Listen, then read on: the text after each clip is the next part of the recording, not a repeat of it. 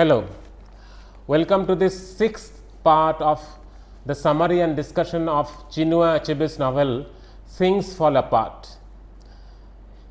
In the previous section of this lecture, we have seen how the white missionaries have set up a church in Mbanta inside the Evil Forest, and Mr. Kiyaga has been given the responsibility of taking care of this church. When the Mbanta people gave a plot of land to these missionaries inside the Evil Forest, the Mbanta people expected that the missionaries will not survive at least for even 4 days inside the Evil Forest. But even after 4 days, nothing happened to the missionaries inside the Evil Forest. Even then, the Mbanta people expected that something would happen within 28 days. But even then, nothing happened to the missionaries inside the Evil Forest. Seeing this miraculous power of the missionaries, people gradually start converting to Christianity, and the initial group of people who embrace this new religion, who adopt this new religion are the Efulefu, E-F-U-L-E-F-U, Efulefu we have described earlier, the worthless people of the community, and the Osu, O-S-U, Osu are the outcast, the criminal sort of people in the community. These are the first group of people who adopt, who embrace, who convert to Christianity. We have also come to know that there is a new women convert. The first female convert to Christianity is Neka, N-N-E-K-A. Neka she feared that her 5th pregnancy would also result in the birth of twin babies, because during her previous 4 pregnancies she gave birth to twin babies, and since the Igbo community considered the twin babies as something evil, something very bad, an abomination, the twin babies, every time Neka gave birth to, the twin babies were thrown inside the Evil Forest. And this time Neka does not want the repetition of the same thing, and therefore she decided to convert to worship this new god. And the family of Neka also thought that it was a good thing that she has left the family, because she has been giving birth to twin babies, and the family members on all these occasions considered her to be evils. So, this is what we have seen during the previous section of the lecture. After 28 days, many people start converting to Christianity, and Mr. Kiyaga, he very proudly declares to the Mbanta community, to the Mbanta people, that nothing has happened to him even after passing days inside the Evil Forest. He is not dead, he has not died as the Mbanta people expected. He has built a church inside the Evil Forest, humiliating the local gods, the pagan, the Mbanta gods. He has also taken care of twin babies. He has also been in the Evil Forest. Since nothing has happened to Mr. Kiyaga during all these days, he proudly declares that the local gods, the heathen, the pagan gods of the Mbanta people are false gods. They don't have any power. They cannot show any power, and therefore the local people should not worship such false gods. The newly converted people, especially the Efulefu, E-F-U-L-E-F-U, the worthless people, and the Osu, O-S-U, they present themselves as the strongest followers of this new religion. Sometimes they become very over enthusiastic, and often they try to humiliate, try to mock, try to insult the local people, the local community to which they themselves belonged a few days back. But even then they have forgotten all those things. After converting to this religion, the Efulefu and the Osu, they sometimes show over enthusiasm.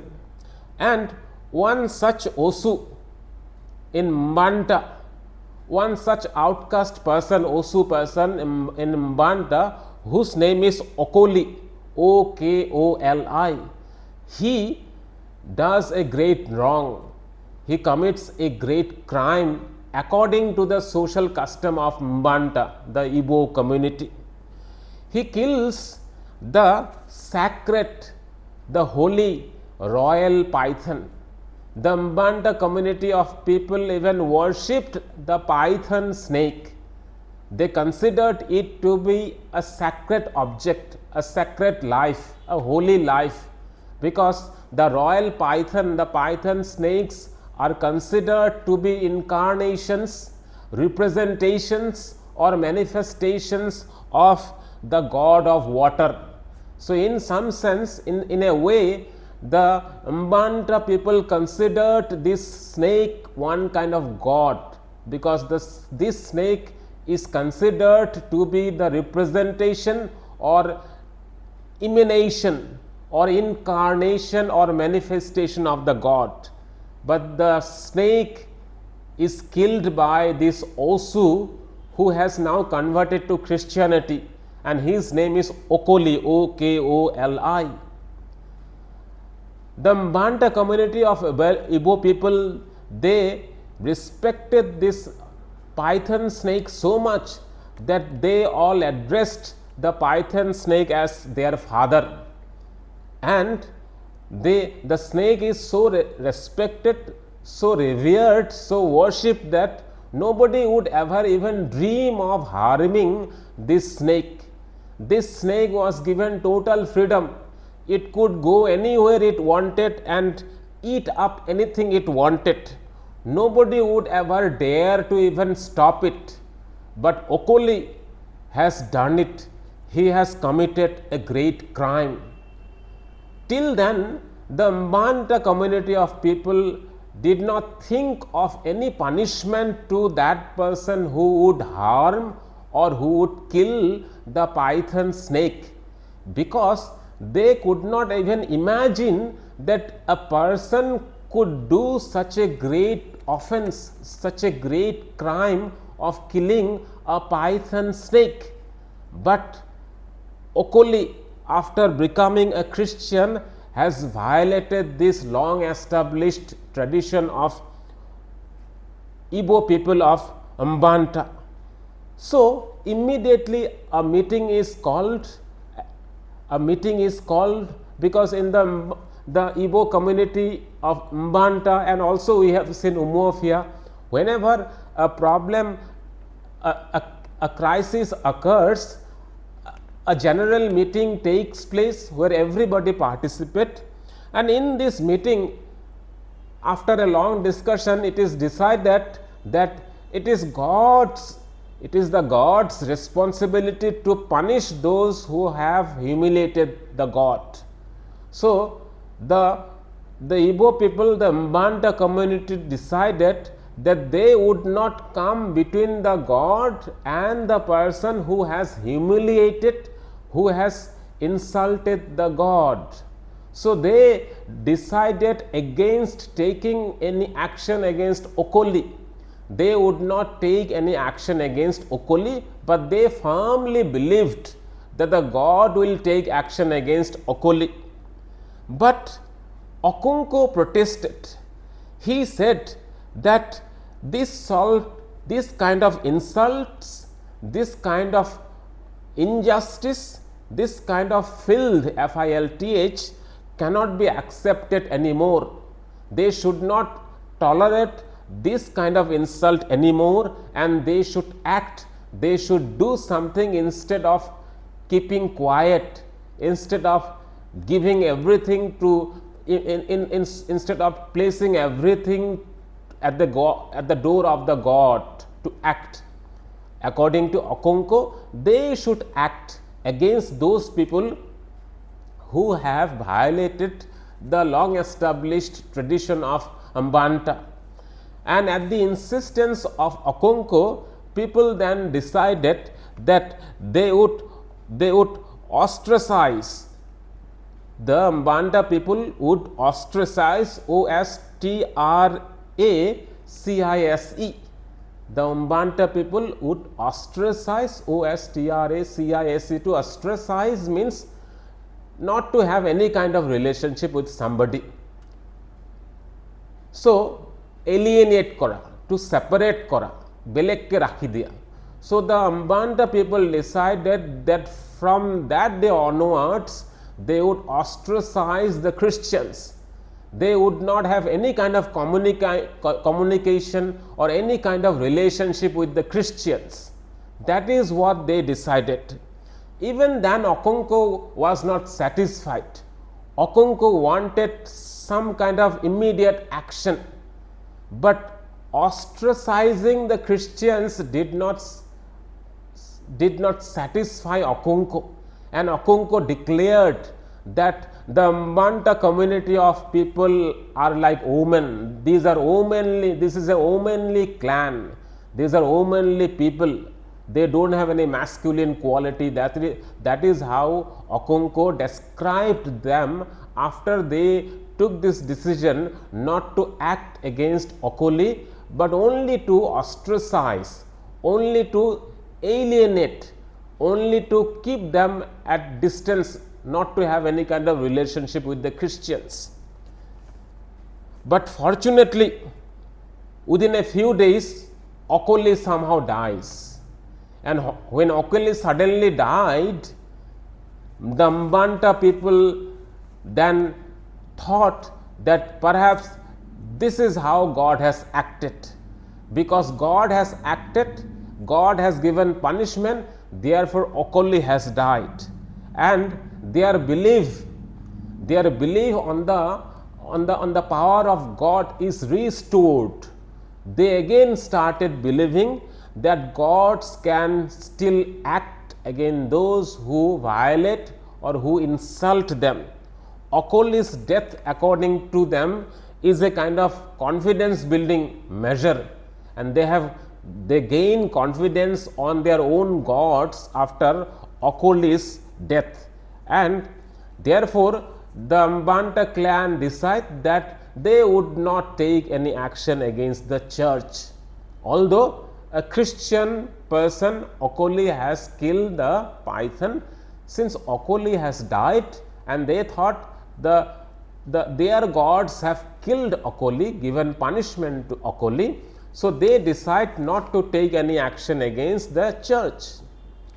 Meanwhile, the 7th year of Okonkow's exile comes towards close. So, Okonkow now has to go back to his homeland, Umuofia. Before the 7th year comes to an end, Okonkow sends money to Oberika, his friend in Umuofia, to build a hut, to build an OBI in his compound. And Okonkow has some grand plans, big plans, what he would do after going back to Umuofia. But on the one side, Okonkow has some great grand plans of what he would do, what kind of new titles he would take, what kind of new adventures he would initiate. On the one hand, Okonkow has this kind of plans, but on the other hand, Okonkow is constantly worried.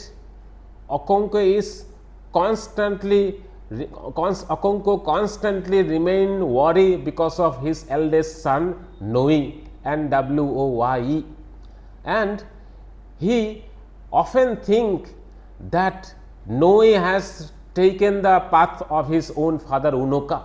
Like Unoka, Noe has developed womanly qualities, and Okonko wishes that his daughter, Ekuefis daughter Ezinma, Ezima, Ezinma should have been a boy.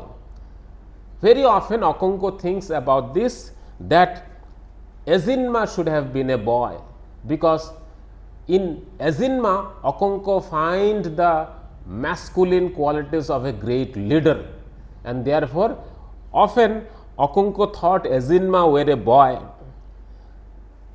After the 7th year passed, 7th year of Okonko's exile passed, Okonko returned to Umuofia. But in contrast to what he was expecting, when Okonko returns to Umuofia, he finds that many things in Umuofia has changed. Not only the outcasts, not only the Osu, not only the Efulefu, but also many well-to-do members of the Umuofian clan, many prosperous people of Umuofia has also converted to this new religion.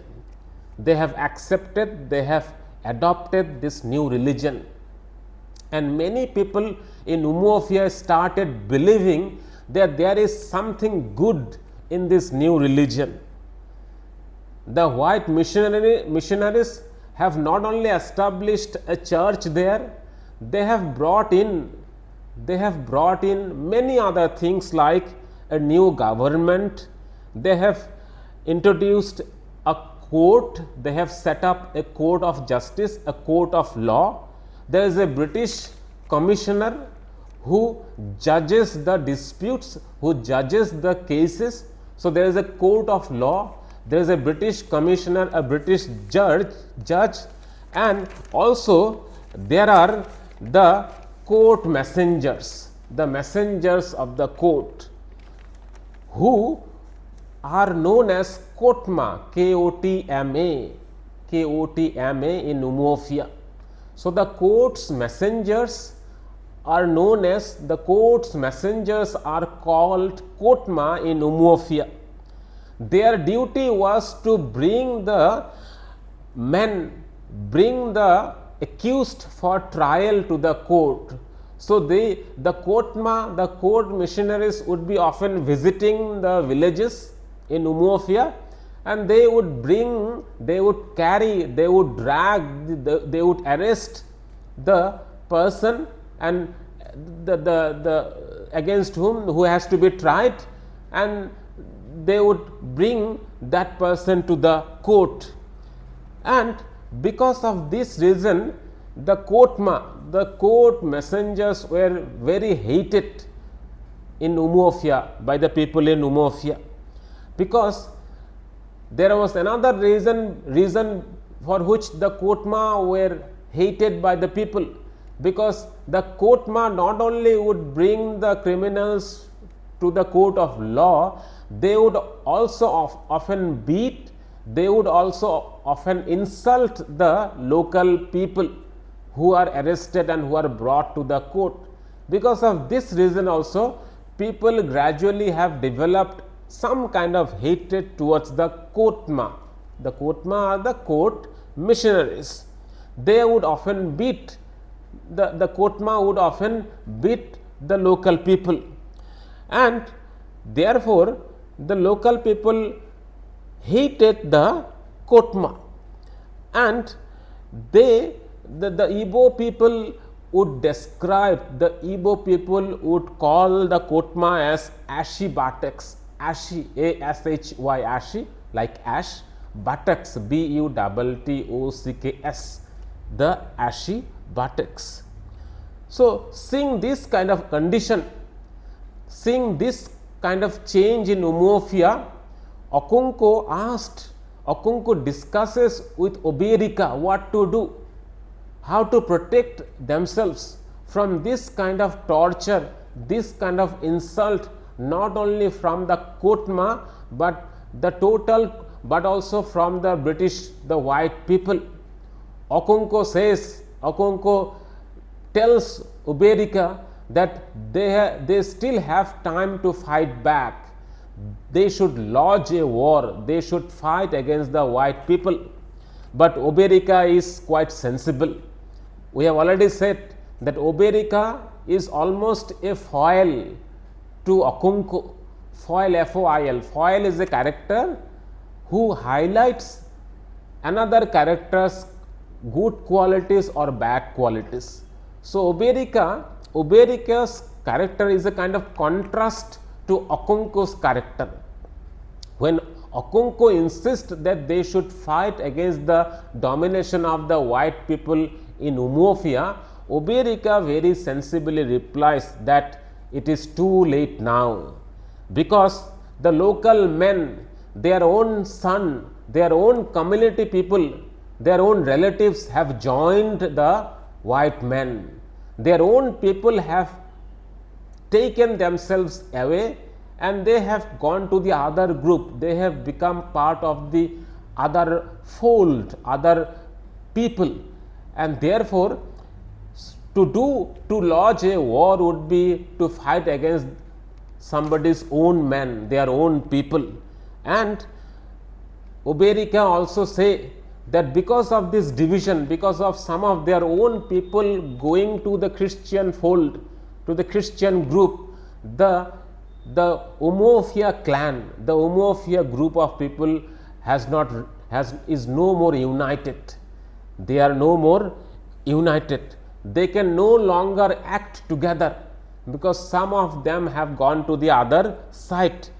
The white man has cut the thing. The white man has cut the rope which has held them together for all these years, which has kept them united for all these years. That feeling of unity has been cut by the presence and the manipulation, by the techniques used by the white man. And Oberika very importantly claims there that we have fallen apart, they have fallen apart, they have been made into pieces, they have crumbled into pieces, relationships have been destroyed, family members have been separated, because as we have already discussed, not only because of the presence of the outside force, but because of something within the Umuofia clan, within the Igbo society of people also. So, as I have already said that many people now in Umuofia also now start feeling favorably towards the new religion. They start believing that there might be something good in this new religion. And the arrival of the new missionary, Mr. Brown, in Umuofia, a new missionary comes, Mr. Brown. His presence also helped in drawing more people to Christianity, because he was a person who could impress others very fast. He would often visit the people, visit the households, and would discuss them and would discuss with them the Christian religion, and would try to convince the people to embrace Christianity. He would also often restrain. Mr. Brown also has made it a point. Mr. Brown also has restrained, has controlled the over enthusiastic new Christians. As we have already seen that one over enthusiast new convert, Okoli, has killed a python, but Mr. Brown, after arriving there, has stopped this kind of act which can provoke, which can anger the local people. So, he has been able to restrain the newly converted Christian group of people, so that they do not do something which can provoke or which can anger or which can insult the local tradition. That was another aspect through which Mr. Brown has been able to draw more people towards Christianity. Mr. Brown also visited Okonkow one day in his own obi, in Okonkow's hut, and there Mr. Brown explained the new religion to Okonkow. Mr. Brown also informed Okonkow that his son Noe has become a member of the Christian religion, and it is also informed to Okonkow that Noe has changed his name. Noe has now adopted the name Isaac, Isaac.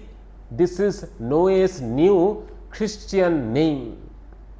This is also informed to Okonkow, and Okonkow also comes to know that Noe has been getting training to be a teacher. He has been sent to some other place for training to be a teacher. But after Mr. Brown leaves Umuofia, a new missionary comes. His name is James Smith. James Smith was a different kind of a person. He was not so soft, so considerate as Mr. Brown was. He was a very tough kind of person, and he strictly followed the Christian discipline. He suspended a woman from the church because his husband, the husband of the woman, has considered their child to be an Ogbanje, Ogbanje, Ogbanje. Ogbanje refers to another concept prevalent in the Igbo community of people in Umuofia. Ogbanje, Ogbanje, Ogbanje